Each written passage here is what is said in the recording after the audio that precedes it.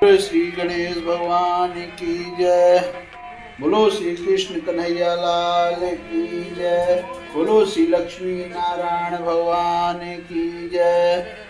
बोलिए उमापति महादेव की जय। बोलिए राजा रामचंद्र दरबार की जय।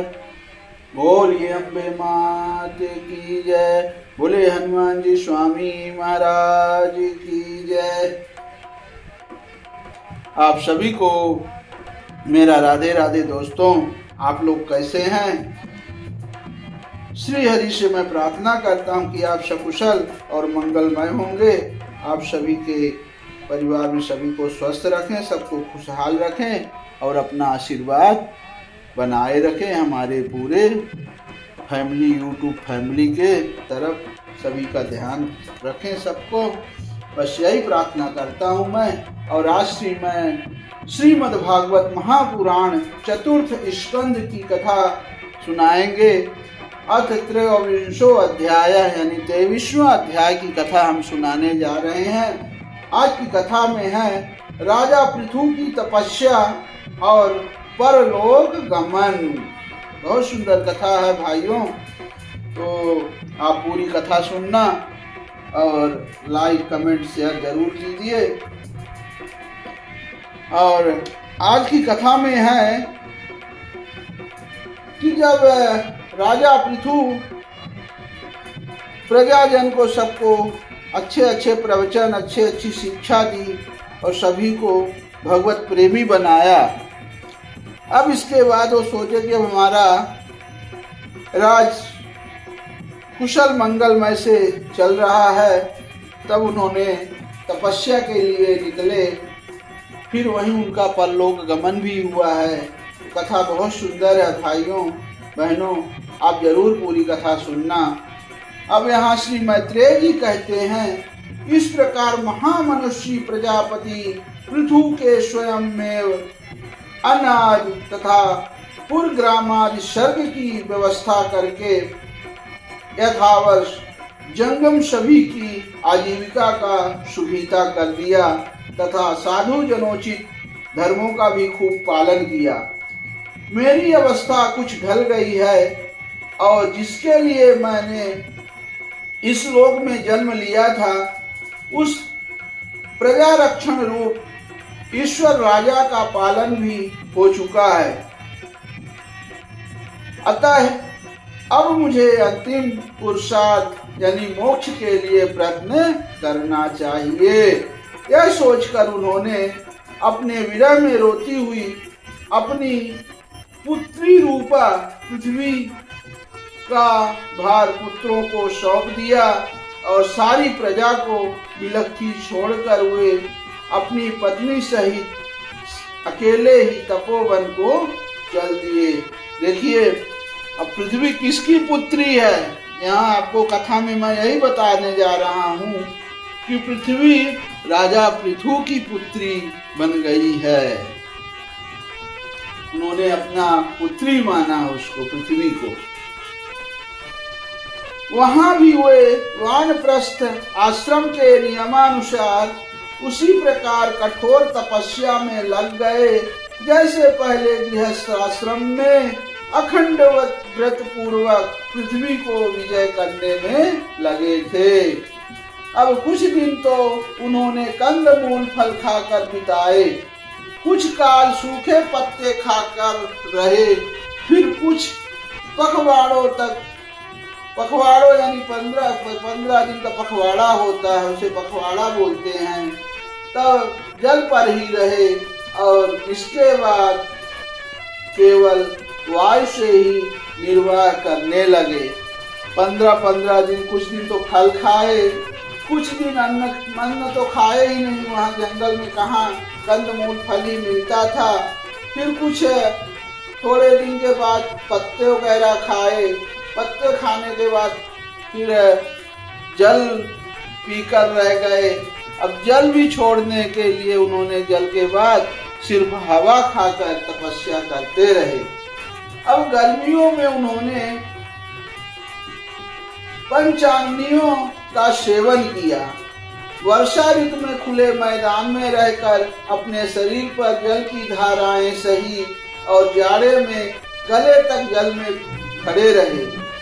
मतलब इतनी कड़ी तपस्या की कि ठंडियों में भी वो पानी के अंदर खड़े रहकर तपस्या की।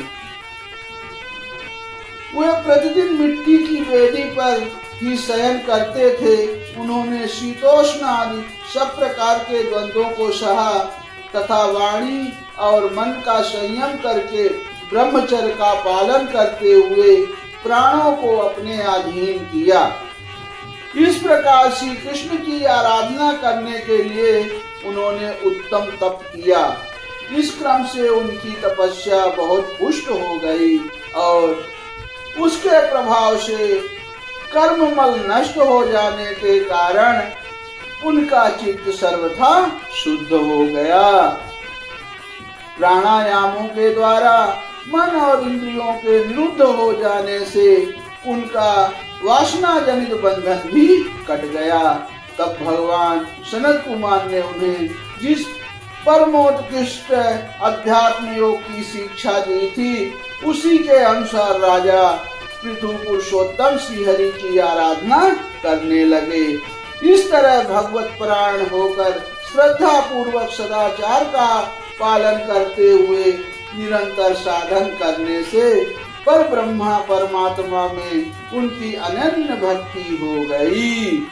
जय हो। कथा बहुत सुंदर है भाइयों, आप पूरी कथा सुनिएगा। इस प्रकार भगवत उपासना से अंतःकरण शुद्ध सात्विक हो जाने पर निरंतर भगवत चिंतन के प्रभाव से प्राप्त हुई इस अनन्य भक्ति से उन्हें वैराग्य सहित ज्ञान की प्राप्ति हुई और फिर उस तीव्र ज्ञान के द्वारा उन्होंने जीव के उपाधिभूत अहंकार को नष्ट कर दिया, जो सब प्रकार के संशय और विपर्य का आश्रय है।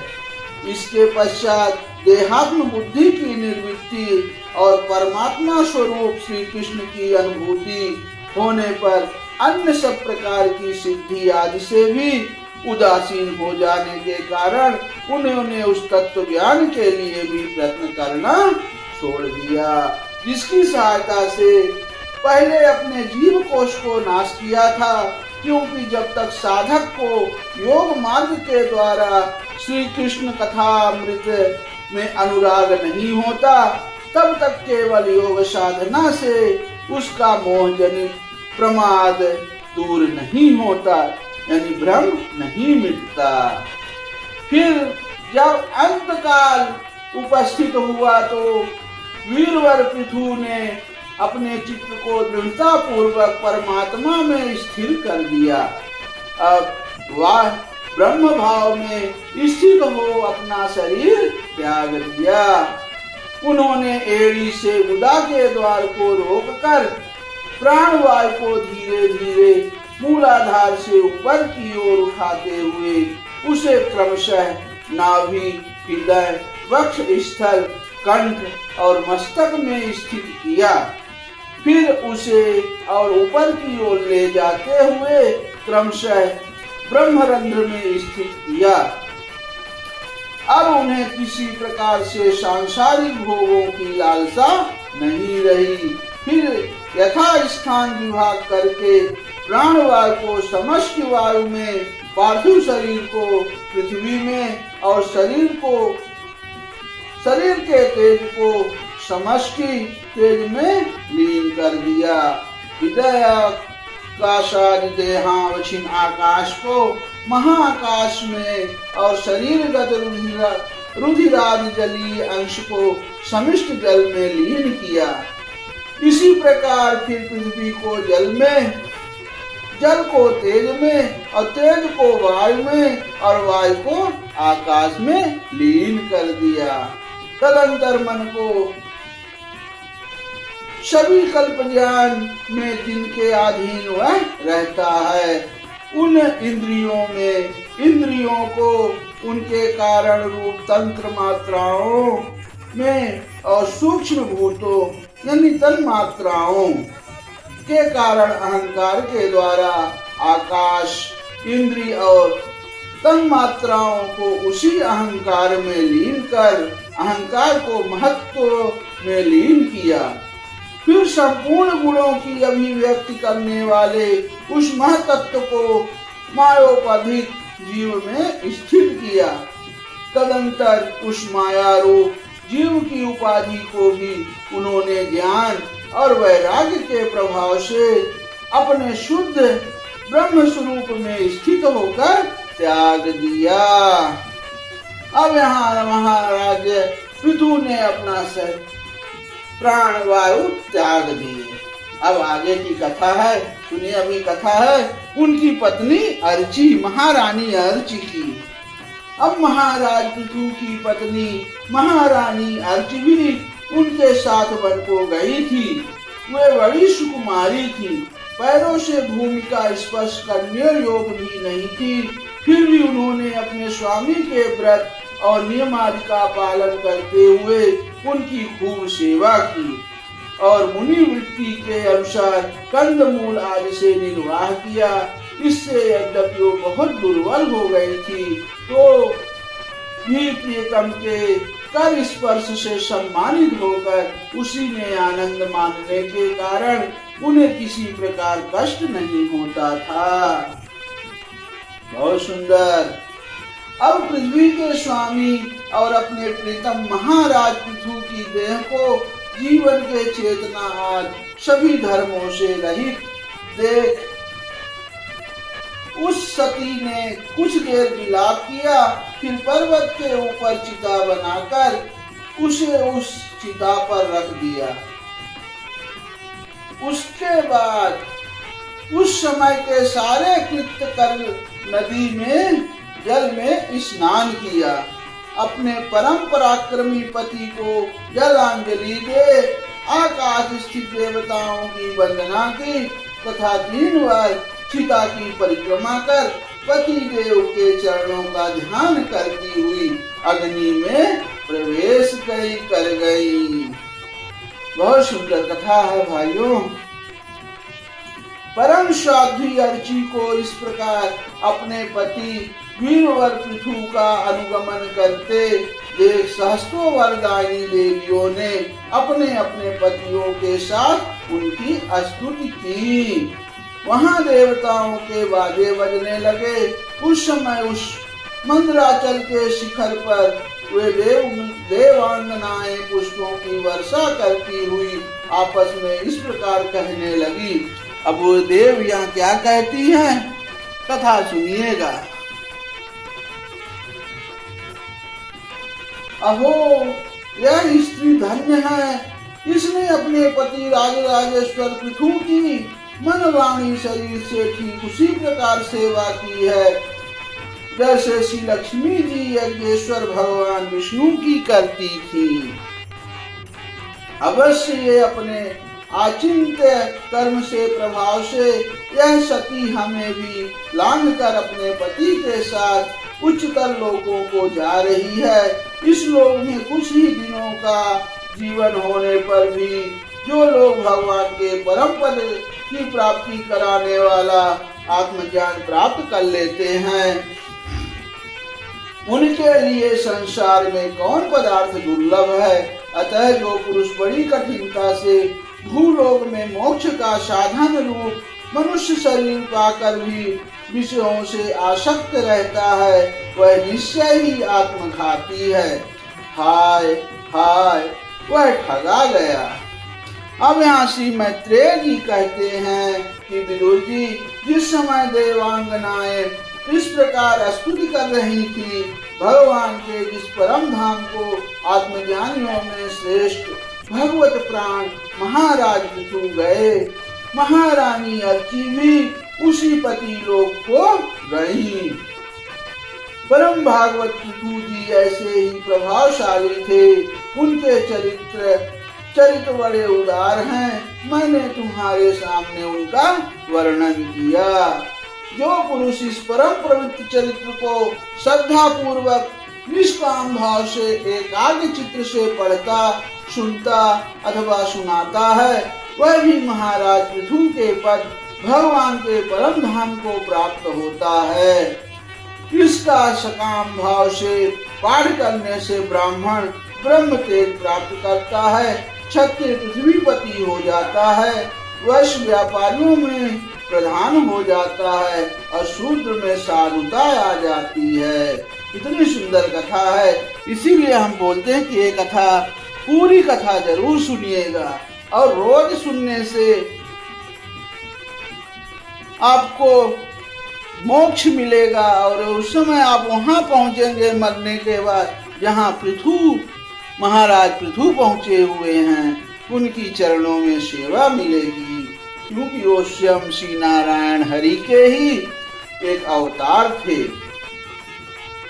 अब आगे कथा है, स्त्री हो अथवा पुरुष, जो कोई इसे आदर पूर्वक 3 बार सुनता है, वह संतानहीन हो तो पुत्रवान, धनहीन हो तो महाधनी, कीर्तिहीन हो तो यशस्वी और मूर्ख हो तो पंडित हो जाता है। यह चरित्र मनुष्य मात्र का कल्याण करने वाला और अमंगल को दूर करने वाला है। यह धन, यश और आयु की वृद्धि करने वाला, स्वर्ग की प्राप्ति कराने वाला और कलयुग के दोषों का नाश करने वाला है। यह धर्मार्थ चतुर्वर्ग की प्राप्ति में भी बड़ा सहायक है। इसीलिए जो लोग धर्म, अर्थ, काम और मोक्ष को भली भांति सिद्ध करना चाहते हो, उन्हें इसका श्राद्ध पूर्वक श्रवण करना चाहिए।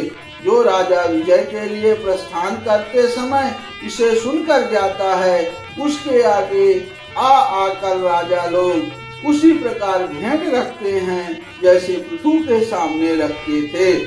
मनुष्य को चाहिए कि अन्य सब प्रकार की आसक्ति छोड़कर भगवान में विशुद्ध निष्काम भक्ति भाव रखते हुए महाराज पृथु के इस निर्मल चरित्र को सुने और सुनावे और पढ़े। विदुर जी, मैंने भगवान के महात्म्य को प्रकट करने वाला यह पवित्र चरित्र तुम्हें सुना दिया। इसमें प्रेम करने वाला पुरुष महाराज पृथु की सी गति पाता है। जो पुरुष पृथु चरित्र का प्रतिदिन आदर पूर्वक निष्काम भाव से श्रवण और कीर्तन करता है, उसका जिनके चरण संसार सागर को पार करने के लिए नौका के समान है, उन श्री हरि में सुदृढ़ अनुराग हो जाता है। इद श्रीमद्भागवते महापुराणे पारमहंस्यां संहितायां चतुर्स्कन्धे 23 अध्याय समाप्तः। बोले श्री कृष्ण कन्हैया लाल की जय। बोले श्री लक्ष्मी नारायण भगवान की जय। दोस्तों, कथा कैसी लगी? ये कथा आप हमेशा 3 बार सुनिएगा, आपकी सभी मनोकामना पूर्ण होगी। वो स्वयं श्री व्यास महाराज जी लिखे हुए हैं, भगवान व्यास जी, जिन्होंने श्रीमद्भागवत महापुराण की कथा उन्होंने स्वयं लिखी है। तब तक के लिए आप हमें आज्ञा दीजिए और हमारा आगे का कथा सुनने को आप कल फिर हमें मिलिएगा। तब तक के लिए जय श्री राधे कृष्णा।